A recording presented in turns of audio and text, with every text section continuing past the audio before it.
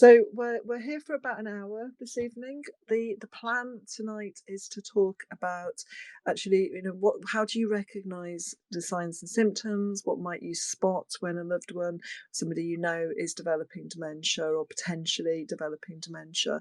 And the reason we're doing this space tonight is that we know this is a topic that lots of families can find difficult, it can be a worrying time, a confusing time when you're seeing changes in a loved one and the way that they're perhaps presenting or behaving. And also, you can not always be sure what to do. So that's partly the reason we know December's a difficult month. And we also know that lots of families come together at this time of year. You see people who you perhaps haven't seen for 6 months, a year, a couple of months, and that actually can sometimes help you to kind of be more attuned to some of the changes that someone might be experiencing. So we thought it was a useful conversation to have, to help kind of provide people with the knowledge and the skills around this and the confidence around actually what you might see and what changes you might notice. I think at the offset, it's worth saying in this conversation that everybody's going to experience different dementia differently. The symptoms are going to be different for everybody. So, whilst we're talking tonight, that we're talking about some of the symptoms and the things that people might experience. Of course, there's a whole host of different things that somebody might experience. So can I invite Eshaa? Can I invite you to unmute and say hello, who you are, before we get into the questions? Yep, sure. So, hi, I'm Eshaa, everyone. I'm 33 years old. I'm a junior doctor currently living in the south of England, working in Southampton Hospital. I think the reason why I was invited to talk this evening is within the last sort of about 10 years, have had two close family members be diagnosed with dementia, and I've watched sort of their progress and their journey. And interestingly, both journeys were completely different. The first was my gran, who is my dad's mum, and the second was my dad himself. And like I said, they were completely different journeys, each presented with their own sort of scenarios, their own challenges. And hopefully today I'll be able to share a bit of insight into how we recognize dementia in both of them and how we overcame some of those hurdles that we faced together as a family. Thank you so much, Eshaa, and thank you so much for joining us and your time this evening. Really do appreciate it. Sheridan, can I ask you to give us a little bit of who you are as well? Yeah, of course. Hi, everyone. I'm Sheridan Coker. I'm Deputy Clinical Lead for Core Clinical Services. That includes the helpline and virtual clinic service. But I have been an Admiral nurse for just over 6 years, and I've worked within the acute, within community mental health, and with primary care as well. So I've got a experience across a broad spectrum of the health and social care sector. Thank you so much, Sheridan. And I guess people may or may not know me. My name is Victoria Lyons. I'm been an Admiral nurse for just over 20 years now, so quite a long time as an Admiral nurse. Worked as a nurse prior to becoming an Admiral nurse, and have also been a family carer for 5 members of my family now have had dementia, so I have lots of experience personally as well as professionally. I'm delighted to be here hosting this conversation this evening. If during the course of the evening you have questions you want to ask anybody, you'll see a little purple box that's appeared at the bottom of the screen, purple or blue, I guess, depending how you see that colour. Please do feel free to drop any questions on into there if you would like the panel to answer your question or give you any advice tonight as we are live talking to you on X Spaces. So I'm going to come to you first, Sheridan. Can I ask you to outline, and obviously, as I said earlier, different types of dementia affect people differently, but what are some of the common sort of early signs and symptoms that family members or caregivers or people themselves might notice? Hi, yeah, of course. So, yeah, as you said, everyone's quite individual, and different types of dementia will have different features. However, generally, whilst many people might think of memory loss, and that can be one of the main signs, particularly for an Alzheimer's type of dementia, it's not just about memory loss. So you might see an increase in difficulty with planning tasks and activities, trouble concentrating, periods of increased confusion, finding it hard to find the right words, or not being able to follow conversation, and changes in personality and mood as well. So you might see increased anxiety, or perhaps depression. You might see increased anxiety, particularly in a vascular type of dementia. So yeah, it's anything really that's affecting cognitive ability. Any changes in that, you might start to have some concerns. Thank you, Sheridan. One of the things I often talk to people, and you kind of said it as well at the end, is it's changes. It's changes in someone's abilities, in the way that they behave, they present, the kind of skills and knowledge that they have, and they're often the key things, aren't they? It's kind of spotting those differences and those Yeah. changes. If somebody could never do something, they're not suddenly necessarily going to do it, but it's actually if someone could do something and they can't, it's those kinds of changes that people need to be particularly vigilant around, I guess. And I think that's probably why it's useful at this time of year as well, isn't it? Because as I said earlier on, people may not have seen people for a while, and you see sometimes you can spot those changes easier. If you're living with somebody, it's sometimes quite hard, isn't it, to spot the changes because you're seeing that person day in, day out. Absolutely. And in terms of kind of your experience, Eshaa, what did you notice? What in terms of your? I know it's two members of your family, but what were the changes that you noticed? I think, like how Sheridan said, we actually had two different subtypes of dementia. So my gran had Alzheimer's and my dad had vascular dementia. And whether this contributed to how they presented differently, it could be an explanation. I think with my gran, the first thing we noticed was quite a significant confusion. She used to get confused about familiar faces, start mistaking them for other people. And she also started hallucinating quite early on, which she used to imagine people were there that weren't. She used to mistake her reflection for a different person. So it was quite evident quite quickly that something wasn't usual for her behaviour. With my dad, he actually noticed things personally himself. So he found that he worked as an accountant, and he found that he couldn't complete his tasks at work anymore. And he was actually struggling to sort of complete the books and complete client tasks. So before he shared his concerns with all of us as a family, he sought a private diagnosis. And so by the time he disclosed to us that there was a diagnosis there, it was already confirmed via an MRI scan. And I hadn't actually noticed, as his daughter, any changes in his behaviour. It was more himself that he had noticed that he just wasn't functioning at his usual capability.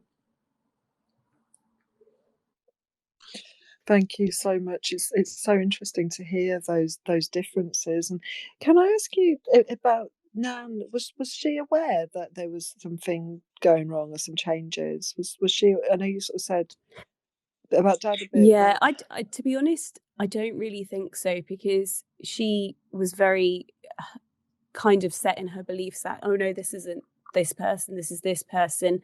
And initially we mm, used to try and kind of explain to her, but it used to agitate her quite a lot. So in the end, you kind of just ended up playing along a little bit and just doing what was right for the actual time. But I don't think she had insight from quite early on, to be honest.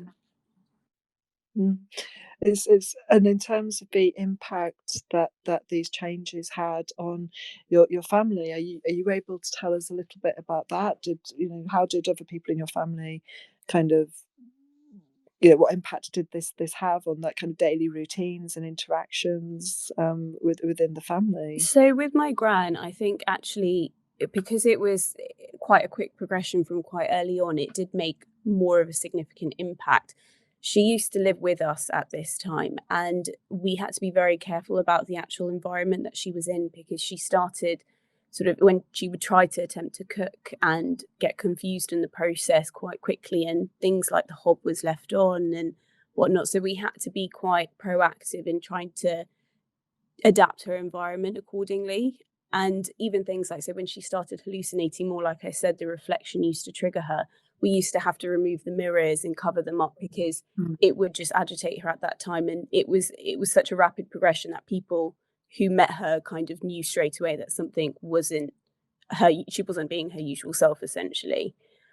With my Mm. dad, I think because the progression was so slow initially, like no one really outside of the family clocked on that anything was different. And that Mhm. stayed like that, I would say, for a good year after he received his actual diagnosis. But the first thing that we then started to notice with him was his speech started going. He used to get quite bad word finding difficulties. And initially, for us as family, it was, we would notice it because obviously we were talking to him day in, day out. But say if he was in a social situation, they wouldn't really clock on. But then as that Mhm. started to progress, people would start to notice that something was a little bit off. And we almost as a family used to help translate for him. And then people used to just subtly ask me, like, is everything okay? But outside of that, for a good few years, there wasn't really anything that changed with dad. He remained quite independent for quite a while. Yeah. So I guess at that point, if you can remember, did you kind of have ideas about what you thought it could be that was going on? So this by this point he had already had his diagnosis. So Oh, I yeah, so see. he Okay. received his diagnosis in 2013, and I wouldn't say we kind of really even noticed much of a change even to his speech till about 2014, and then slowly from Mm. then things started to progress. Yeah, thank you so much. That's and I think that when you're seeing these changes, I know you mentioned with Dad by that point as well, he'd got his diagnosis. But Sheridan, can I ask you, when people are spotting these changes, what do people sometimes think's going on? And I can think about in my own family experience, for example, we kind of thought, is this depression? Is it what's actually happening for this person now? What do families often talk about at this time? Yeah, I think it can be really difficult, especially if you've got something like a vascular dementia, because it can really fluctuate so much. So sometimes people have got really good insight and really, uh, you know, cognitively doing really well, but then say like towards the end of the day, somebody might get a bit more tired and confused, and it might just come across as increased anxiety or something like you say, Vic. Mm, Um, and and people don't always recognise that it could be dementia because people are often looking for the memory issues, and mm, they're not always the first signs and symptoms for some people. So, if somebody's memory doesn't seem quite so bad, particularly at certain times of the day, then yeah, there can be an element of, well, what is going on here. So people might often go down the anxiety and depression route rather than the dementia route. mm.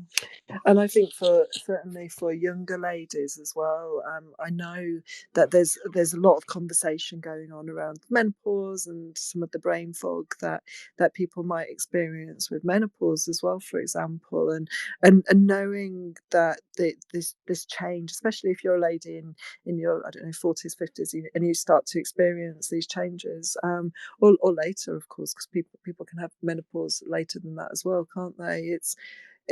I know that can be a challenging time for people, especially if somebody has got an additional learning disability. Sorry, I lost my tongue there.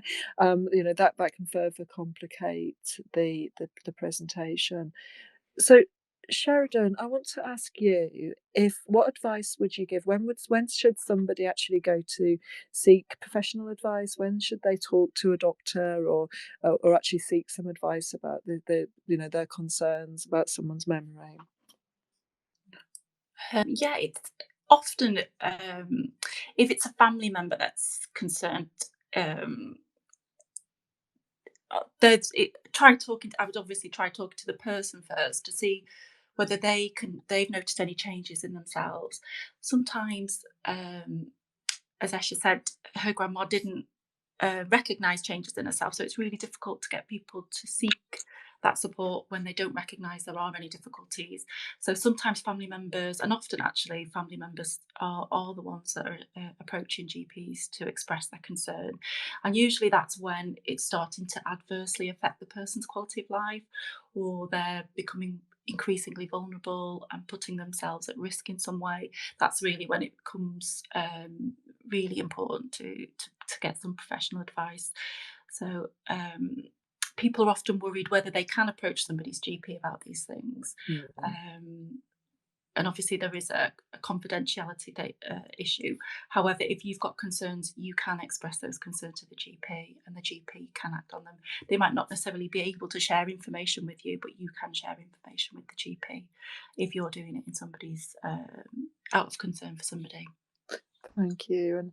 And I think this is the thing that actually sometimes, and I've been in this situation myself as well, where you're aware of concerns, and actually the person themselves perhaps isn't aware of the concerns, or they are, but they're not quite articulating what they think they might be, or they know something's changed, but they're not entirely sure what, and it can be really difficult to go and take those first steps.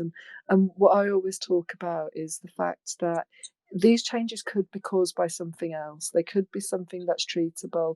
And actually, even if it is dementia, if we get that diagnosis, we can then start to plan and prepare and move forward, rather than just sort of sitting there going, well, maybe something's going on, but we don't really know. We're not sure Yeah. what it is.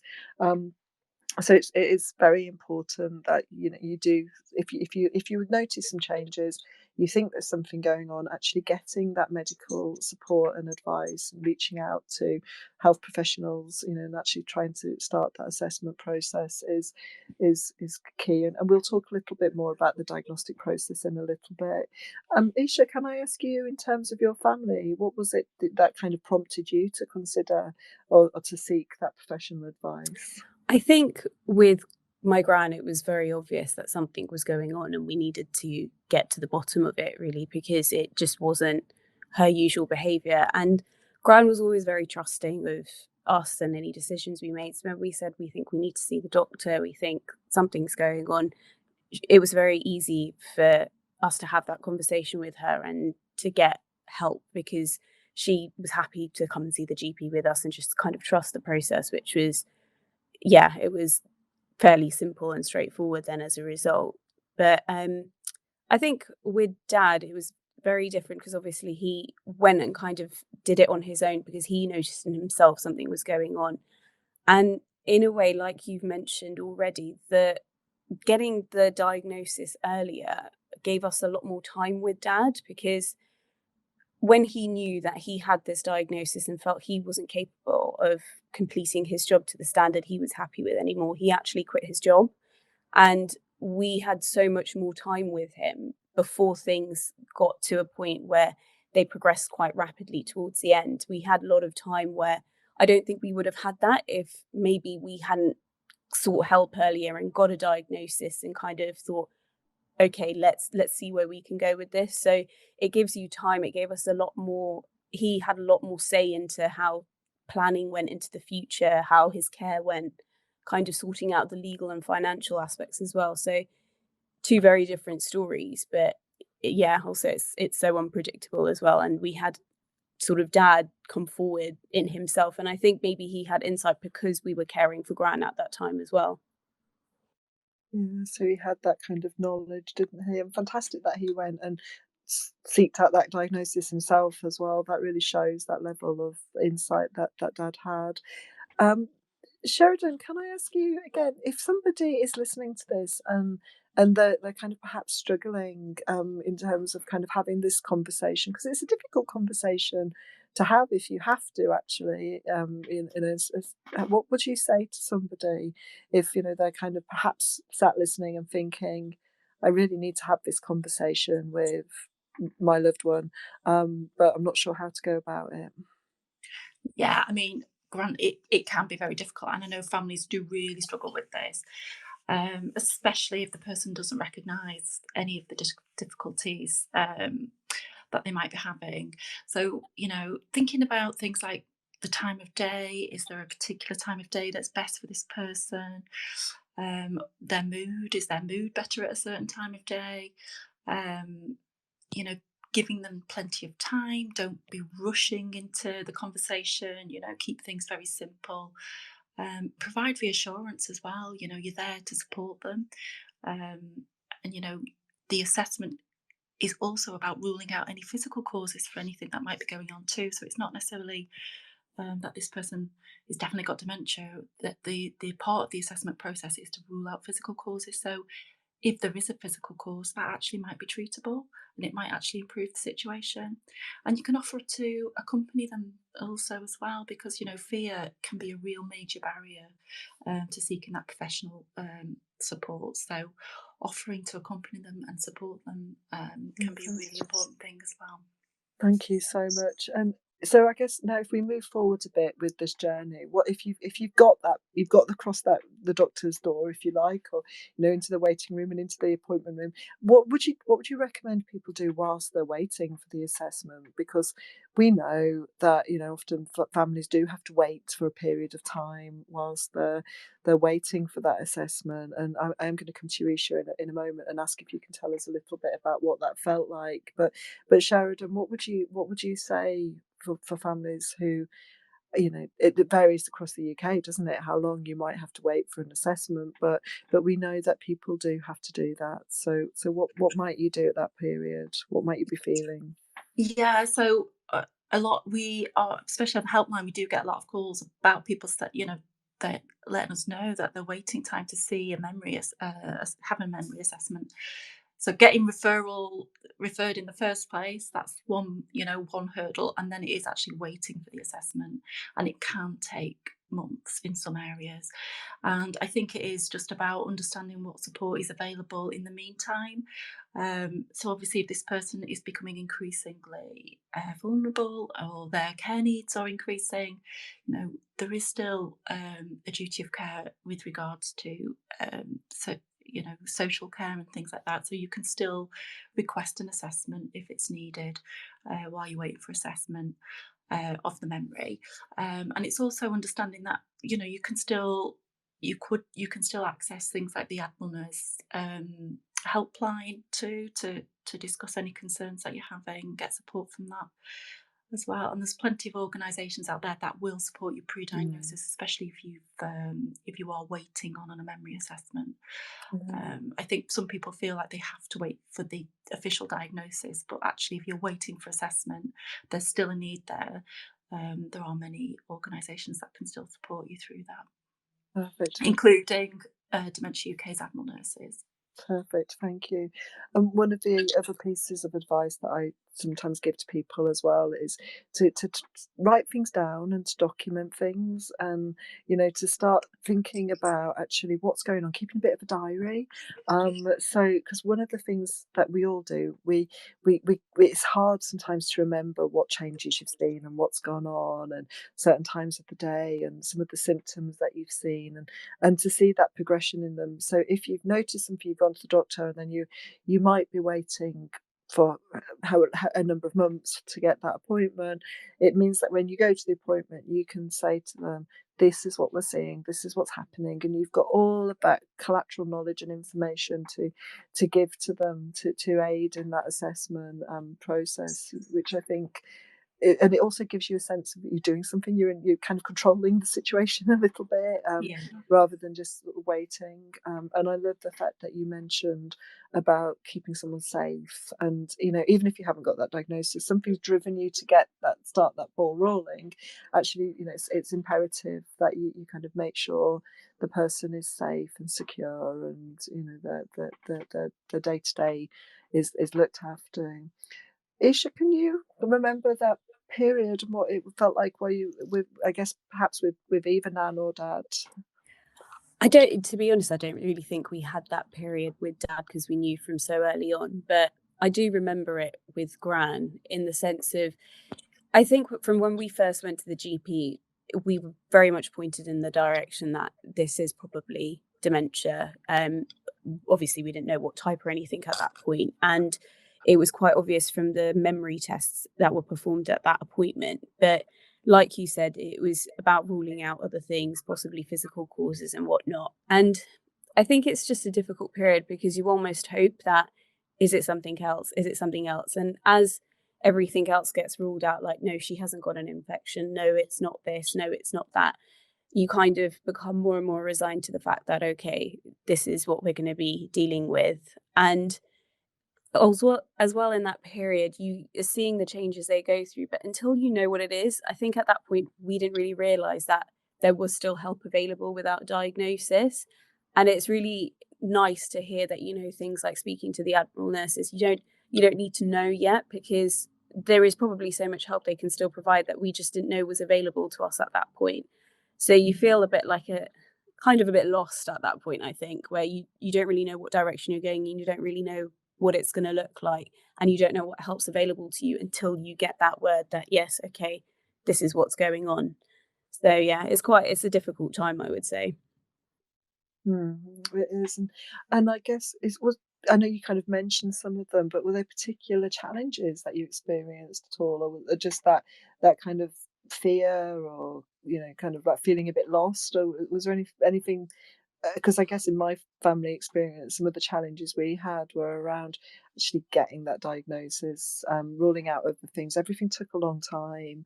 I think our ball got dropped once, and we didn't get the referral quite that we were waiting for, and that caused challenges. And I think I'm fairly good at navigating healthcare systems because of what I do for a job. But and I suspect you are too. But was there any particular challenges that you experienced that you can I remember? don't remember challenges at that point, but I just remember it taking time. Like you said, it was just a bit of a waiting game. And luckily, we didn't have any things like we were referred in the wrong way, but it was just the time of, okay, now we're waiting for this test. Now we're waiting for this test. There's a waiting list for this and whatnot. So Mm, yeah, it was just the time and the fact that we just didn't really realize you could still seek help at that point. yeah, yeah. And are you able to remember actually what it felt like when you got that diagnosis? When you got to you got that end point in a way. And I know it's not an end point, but it's the start of your journey in lots of ways, isn't Yeah. it? But I think with Gran, it gave us clarity and, it was just confirmation of what we were expecting. And almost in a way, it gives you that peace because you haven't got that uncertainty anymore. And mm, then we kind of now knew where to go next. Okay, let's get help in the community with this. This is what we can kind of ask the GP for now and whatnot. So, in a way, it gave us a little bit of a sense of peace, essentially. I think honestly, I mm, remember very vividly the conversation when my dad told us that, well, he told me personally that he had dementia, and my gran had been diagnosed in 2012, and she had been progressing quite rapidly, and he found out his diagnosis at the beginning of 2013. And I actually remember sitting there having that conversation with him, and I just don't think I grasped the reality of what it meant because we were still mhm, quite new to the whole process, I think. And we were so focused on Gran, and Dad was so different. He was so independent.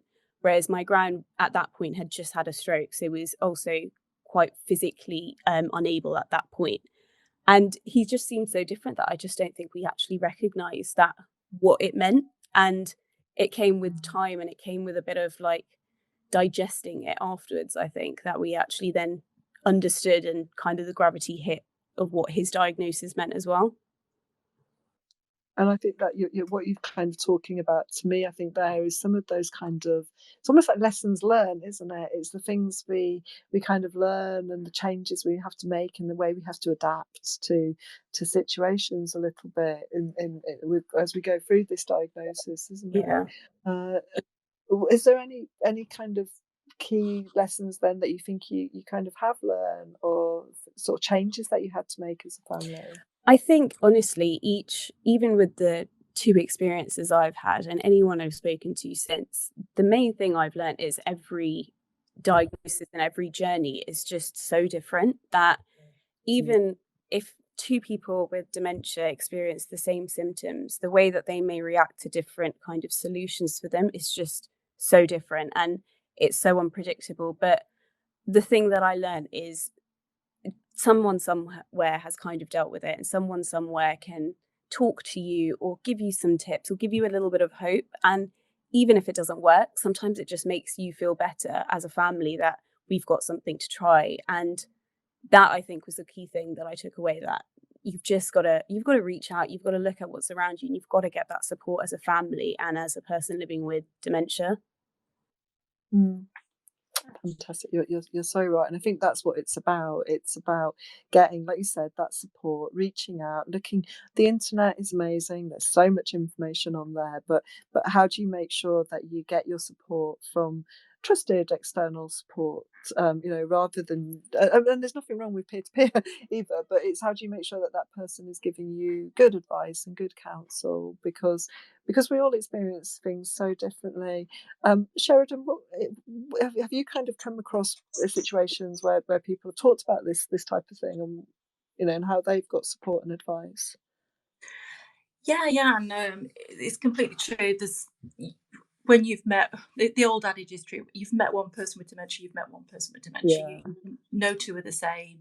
There might be similarities and generalizations, but yeah, everybody's an individual, so is their experience of dementia.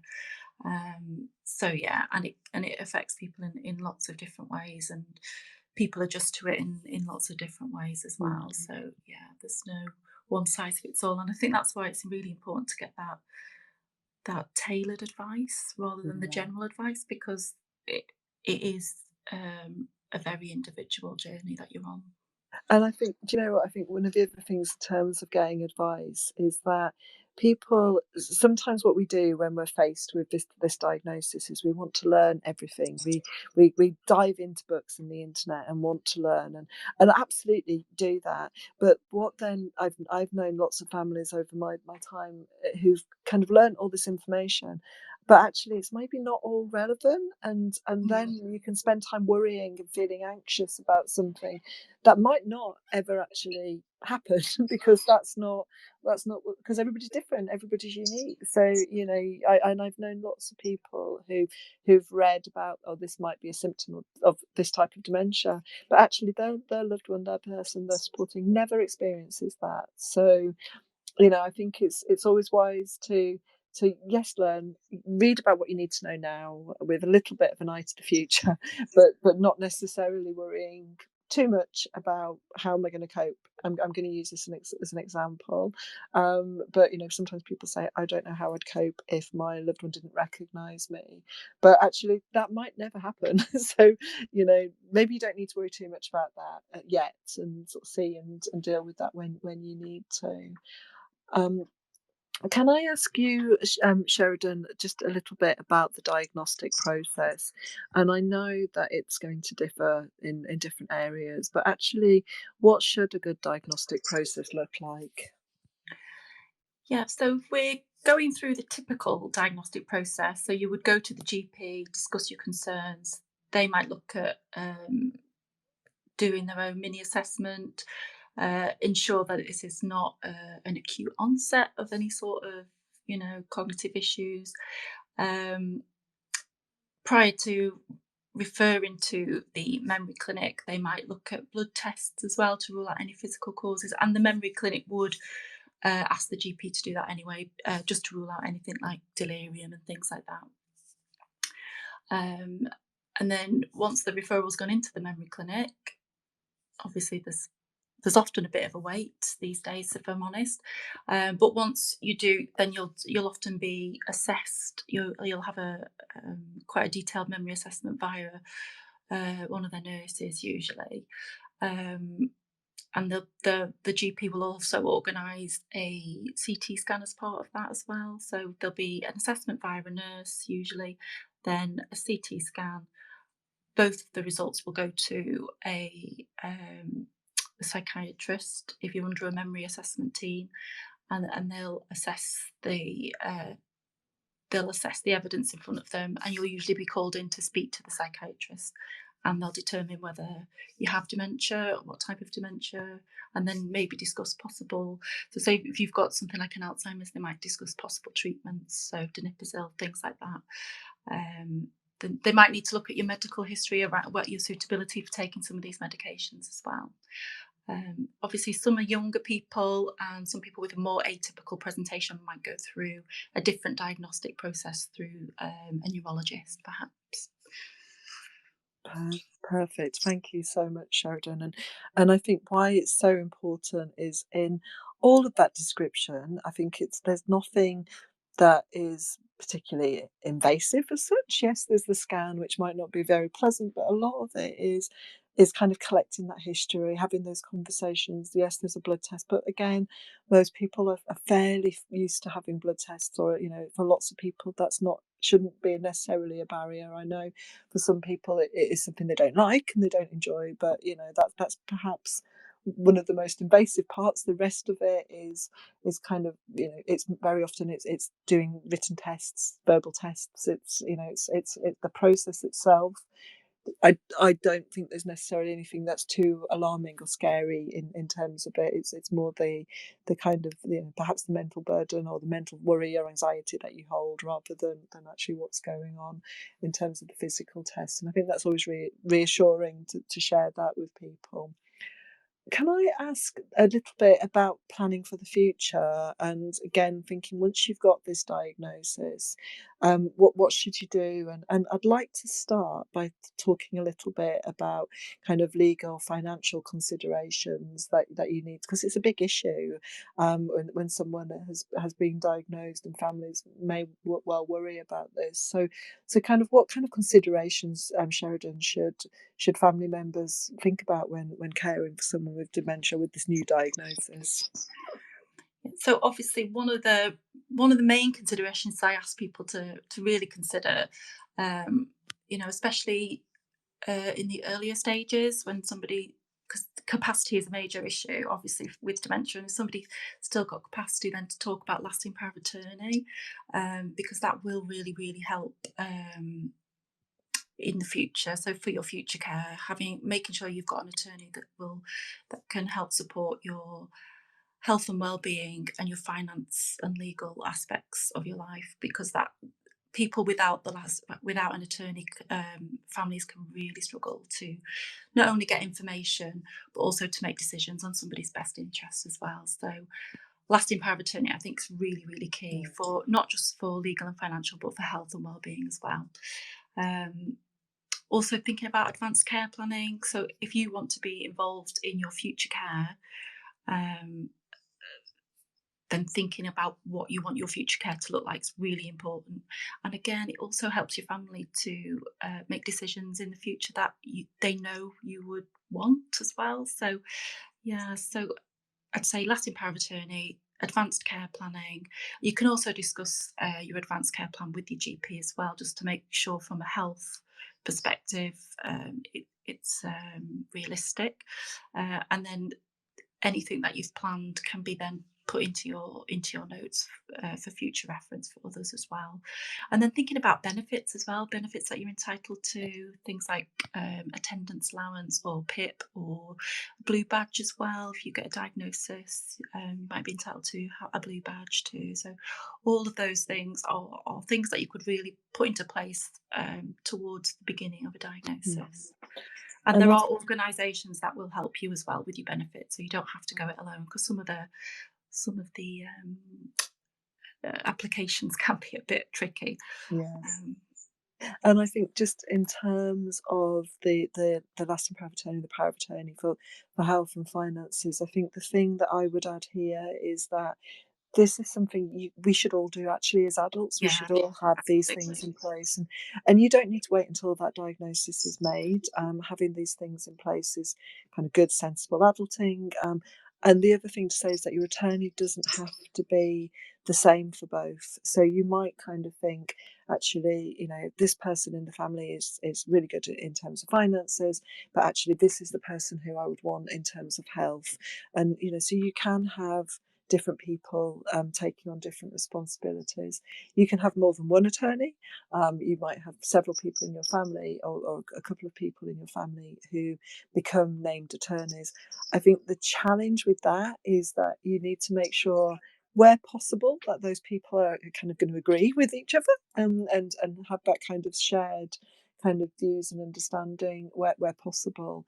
And also, you ideally want to think about, are they contactable? Because if you need that person in an emergency and they're in Australia in a different time zone, and it can be a bit of a barrier. So just thinking carefully about who you appoint, and what that actually looks like.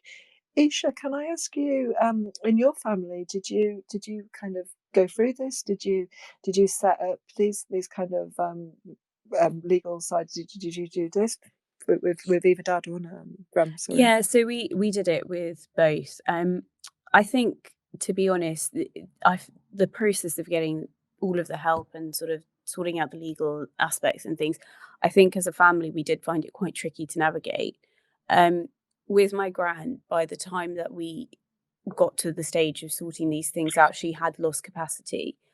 So we dealt with kind of that side of things. And I think the more help you can get with it, the better. So ask round, because it can be tricky to navigate and it can be tricky to do, especially in that scenario.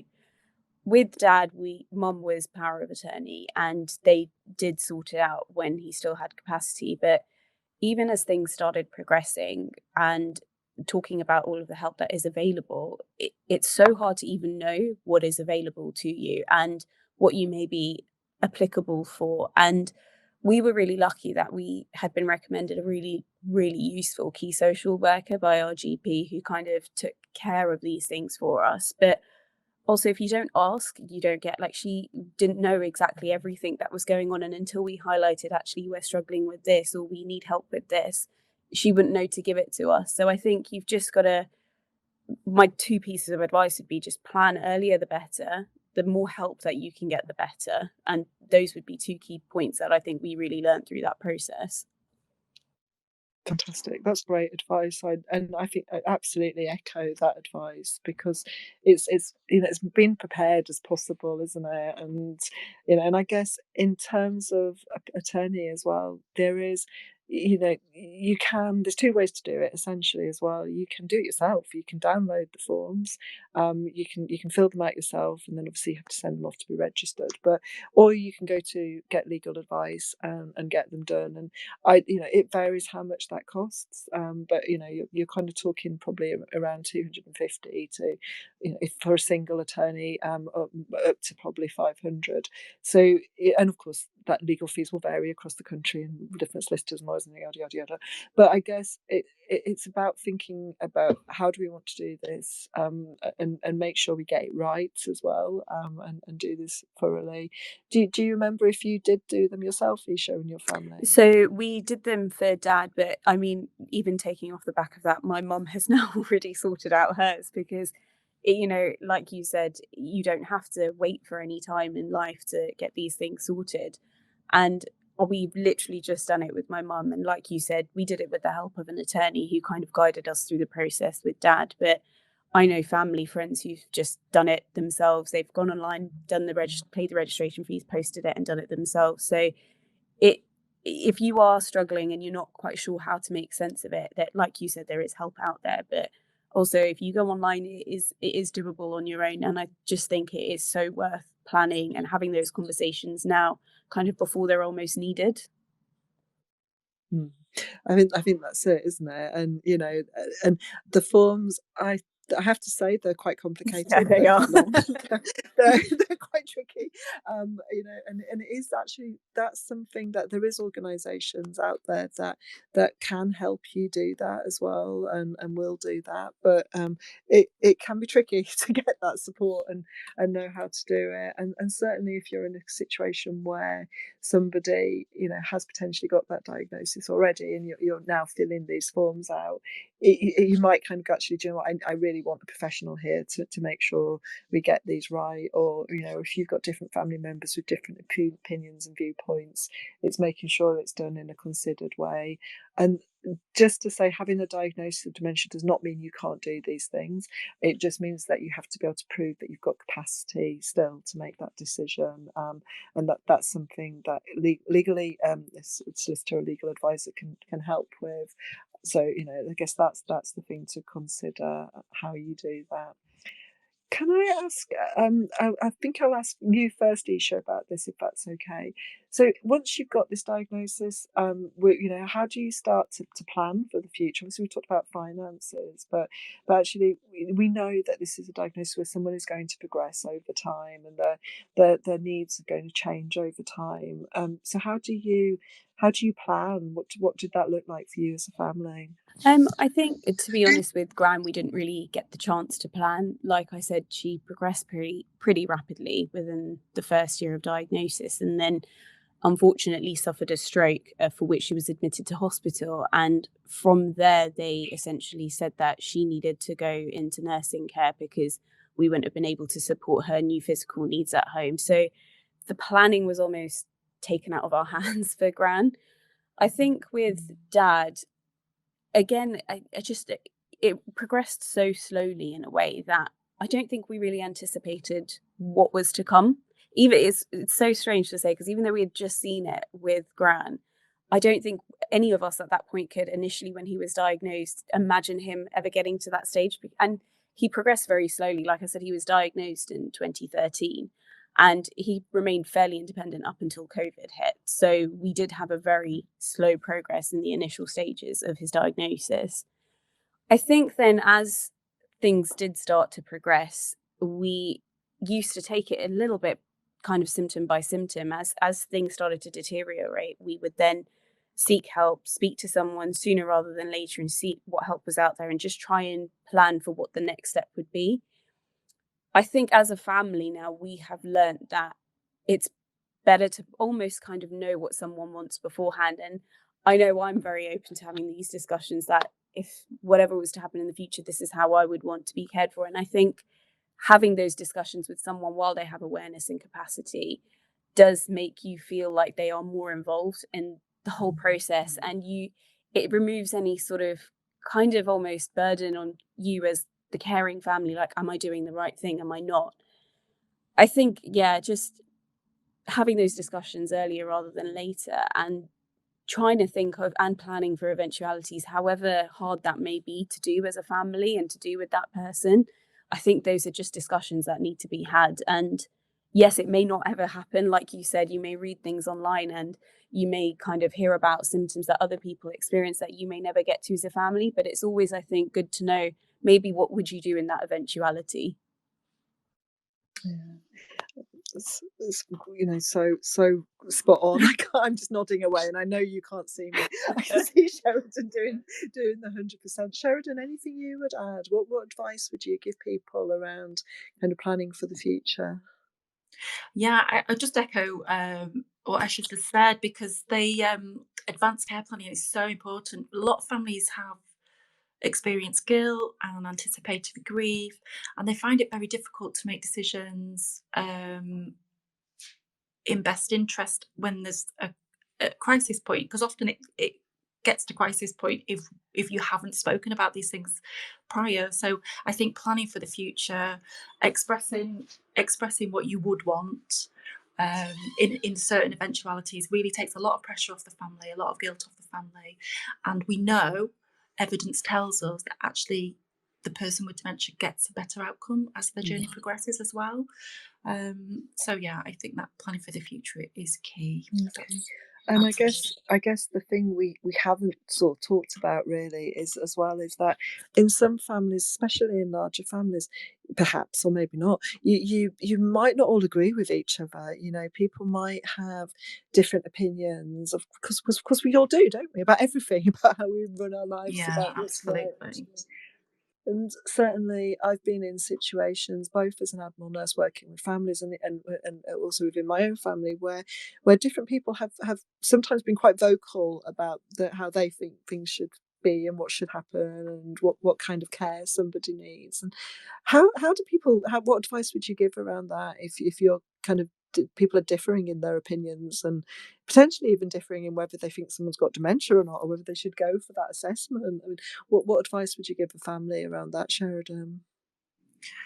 Yeah, it can be really difficult. Family dynamics can be quite an issue in some families, and I think because you mentioned before, Vic, about power of attorney, I think it's important that you contemplate your family dynamics when you're making those decisions around power of attorney, because things can get really complicated later on if there's no family consensus around what should happen. And then it often goes to other people outside of the family to make best interest decisions, or you might even get to advocacy if the person doesn't have capacity. So yeah, I would, I mean, people know their families better than anybody else, and I think really considering your family dynamics when you're planning for the future is really important, because just, you know, in the course of my career, I would say family dynamics, it can be a real major issue as things progress. Yeah, and I think it's having those open, honest conversations, finding that Absolutely. space to talk, and and actually kind of knowing that everybody's views are relevant. You're allowed to express it, and as a family, in an ideal world, you're going to come to a kind of point of consensus, aren't you?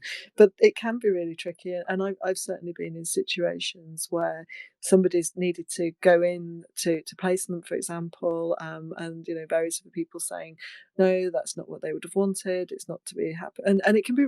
You sometimes have to make these really difficult decisions about what's in someone's best interest, and actually having that a little bit of forward planning around how we're going to cope with that means that if you suddenly have to cope with it, it feels like less of a crisis because you've already kind of considered it a little bit, and you've got a bit of a plan in place as to what that might look like. Is everybody okay? I know that we were coming up to the time when we started late. Is Sheridan, Nisha, are you both okay to carry on chatting for another 5 minutes? Is that okay? Yeah, sure, not a Same. problem. That's Is fine that with okay? me. Perfect. I didn't want anybody to be, burning the family dinner or neglecting any of the responsibilities they have to do this evening. So I'd like to just talk a little bit, if we could, about actually how do you ensure quality of life? How do you talked, Isha, about how Dad lived for many years with this diagnosis, and we know that people do live for many years with a diagnosis of dementia. So it's really important that whilst you're doing that, you're able to live a good quality life, and do the things that you want to do as well. And Sheridan, what advice would you give around that? If I ask you first, if that's okay, how does someone ensure a good quality of life for someone with dementia? Yeah, I mean, I guess again, this is a very individual thing, isn't it? And this is about the individual and the person being person centered. But I would say routine for most people is key. Um, Concept of time can really be altered when you have dementia. And so the routine can really help people to understand the time of day and having purpose throughout the day as well. Um, so a really good routine with a sense of purpose can really help maintain um, not just good sleep patterns, but also they can maintain skill. Um, Focusing on what somebody can do, encourage it. Um, Sometimes that can be objects, so material items can be really important to somebody. I know lots of times people are always looking for their bag, looking in their bags. Men often want keys and wallets. Not to be sexist, but that's just what I've seen in my across my career. So even just objects can hold the key to somebody's well-being. Um, and also, if you think about your identity, your own identity, that it's often um, your occupation is still really a key to who you are as a person. So think about that for someone as well. What was their occupation, and how can we still fulfill some sort of meaningful occupation and stimulation for that person? Because that social and occupational stimulation is important for everybody. And it carries on being important whether you have diagnosis of dementia or not, because self-esteem and self-worth are key for everybody's well-being. I'm focusing on the positive, so you're maintaining your relationships and continuing with the things that bring you pleasure, because Perfect. that's key, that's core, that's core to everybody. Fantastic. And I love the fact that you started this list as well by saying it's individual, it's unique. We're all gonna, if I asked everybody in this room now, what do you like doing? What's important to you? We'd all have different things, wouldn't we, that we'd Yeah, talk about. we talk about being active and things, but some people have just really enjoyed sitting on the couch for their whole life, and that's just the way it is. So everybody's individual. We have to consider that when we're thinking about Yeah. these things. It's true. I'm a terrible gardener. I'm not going to suddenly want to start gardening. I mean, I might, but it would be a change. It's not possible. Eshaa, anything you'd like to add to that? I think honestly echo everything that Sheridan just said. I think as well, like you said, it's so individual, but it also will change as the actual diagnosis progresses as well. I feel like at the beginning with Dad, it was kind of just about spending quality time with him, and then as things got to the point where they did progress, implementing things like a structured routine and trying to maintain that kind of rhythm to his usual day like he used to have before became more the key focus rather than kind of what it was prior to that. And I think that even though we have to kind of maintain that routine, it's that adaptability and that flexibility. They may have a bad day, and like we all have a bad day. So, they may not want to do anything that day. And remembering that it's still a person and it's still an individual character and personality. And it's so you need to maintain that flexibility and that adaptability through kind of building and maintaining their quality of life.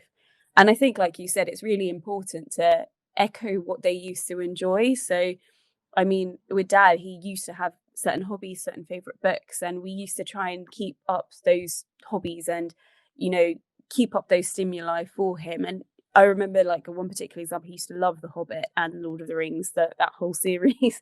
And he used to love reading them. And when he couldn't read anymore, we switched to getting sort of illustrated versions, and I would read them to him, or we would do things like audiobooks. So trying to still maintain the interests and the hobbies they like, but maybe in a new way. And sometimes they may not like it still. And it's just that trial and Yeah. error, really. I love that. I love what you've just said there so much.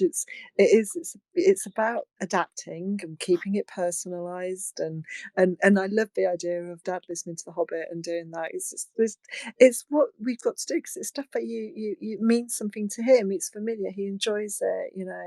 It's like we often talk in dementia care about things like music therapy and the use of music, and I have an absolute dread, and I'm putting this out here into the X sphere or whatever it's just called. I don't want to be sat in a care home listening to something that I don't enjoy, and someone saying, "Oh, do you remember this must make you feel happy? Do you remember?" It's so personal. It's so unique to each and every one of us, and it is about making those adjustments to enable that person to do what's meaningful to them and the activities that are meaningful to them, and I just think that's so important. Can I ask quickly about support, looking after yourself and your own needs? And because we know that often when you are looking after somebody, it can become very consuming when a loved one's got dementia, and it can be almost like all you're thinking about. Actually, I can say as a family carer, you can feel this sense of almost guilt if you're not thinking about or worrying about. Or how do you cope with that? What advice would you give on a practical level, Sheridan? And Nisha, I'm going to ask you, how did you cope with that in your family? Yeah, I mean, I know, if I can think about many of the carers I've supported and worked with across my career, I'd say guilt is a huge barrier to them thinking about themselves a lot of the time. They're so focused on the other person's needs that they do tend to forget about their own well-being, and the fact that their well-being is really tied into the person that they're caring for's well-being. So actually, it's really important to look after yourself. So I would suggest, think about what would help you. Trying to maintain your own relationships is really important as well, because you're a person with needs too. So the biggest thing I think people really struggle to do is accept help from others. So when you're open and honest about your situation to your family and friends, often people want to help you. And so if people have said, let me help you, accept that. Don't feel guilty. These people are probably best placed to spend some time with your loved one as well, because they love them too. Mhm. And also, think about other services. There are things like, activities that the person could do while you go off and have maybe coffee with your friends. So and daycare can be an option. Respite might be an option for some people. Um, but I think really work through your guilt, and think about, and just know that your needs are important too. And if you're looking after yourself, you're better equipped to look after that person. This If is you're so aware of true. it. This is so Yeah. true, isn't it? You to be an effective caregiver, you kind of need to work on your own resilience and your own strength as well. And we do that by charging our batteries, don't we? Sometimes by Yeah. stepping away and getting a moment to yourself if you can, or Even just a coffee with friends, yeah, for a few or hours, is so even important. even just a hot bath with the door Oh, closed might work. Whatever it is that you do, it doesn't have to always be huge. Just doing those things to look after yourself. Eshaa, anything you could share about how you coped? I think, again, just echoing everything you said, I remember in sort of the last few years of when we had time with Dad, I read a quote that I live by now, that you can't give from an empty cup. And it just resonated so well, because you have to look after yourself and you have to have a break. And like you said, it could be in any form. It could be by sort of the person who has dementia going to daycare and you get that day back to yourself.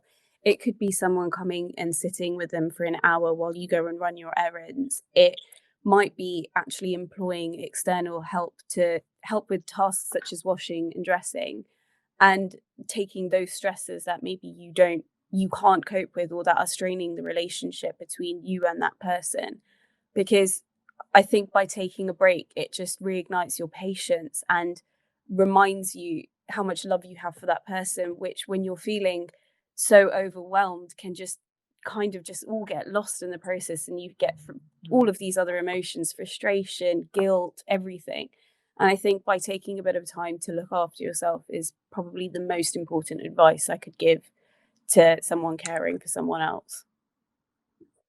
So I feel like that is the perfect way to end our space, Isha, because I think you've just summed up everything I would like anybody to take away from this space. Because it is dementia, living with dementia. It's not a sprint for most people. It's a marathon, and you've got to look after yourself and your loved one, and to take some of these steps on board as you go with this journey. But also reach out if you need support. I guess that's the thing. I know it's Sheridan and I are Admiral nurses, and we're obviously going to say the Admiral Nurse Dementia Helpline, and to reach us for support. But there's lots of other avenues of support that you may also want to reach. Sheridan, any final words? Yeah, I think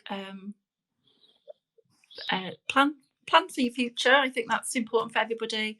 Really think about what it is that you would want, how you would want to be cared for, and don't feel guilty about looking after yourself. I think that's a really key thing. Like you say, I think that's a really good thing. You can't pour from an empty cup, and I think that's a really key point to take on. It really is. Isha, any final words from you? I think I would just again like to echo that, but also just say, if you are struggling, whether it be with your own diagnosis or with someone in your family's diagnosis, reach out, look around, use the resources online. Sometimes in the middle of the night when there were problems that were overwhelming, even just going online and getting hope from an idea. It may not have worked in the end, but that hope is sometimes all you need to just get you through each day. And I think it's all out there. People are there to help you. People have been through it. And even if sort of by doing this space today, I've given a little bit of hope or a little bit of just patience to one more person, then that has made my day.